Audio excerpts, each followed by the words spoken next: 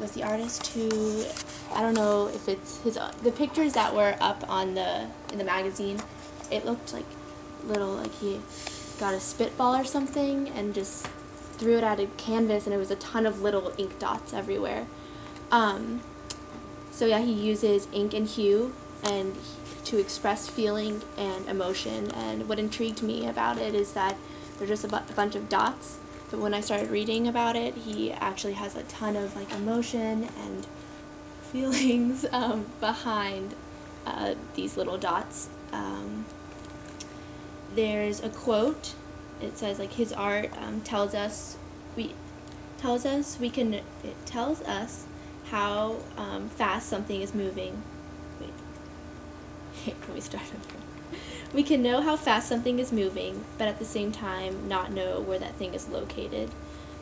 His art represents like the blur of life and how you really have to look into the details to see what's really going on. And it's written that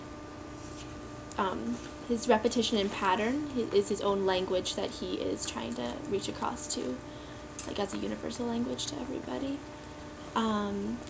With his art, he explores the theory of color and how, like, there's this one out there where it's called something with a black eye, and you would never, it makes total sense, but I would never think of that's what it is, because it's two dots and one is navy blue and the other one's yellow, and the navy blue one has like rings of red and purples, which I guess represents like the blood of the black eye, but that was really cool to me.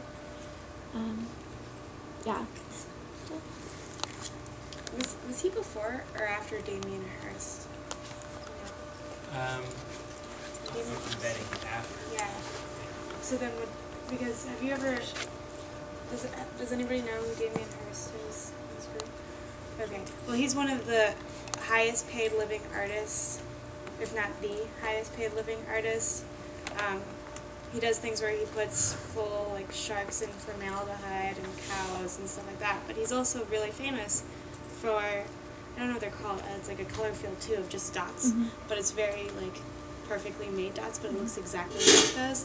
So it's interesting when you also see two artists that are doing something very similar, but probably with completely different ideas in mind.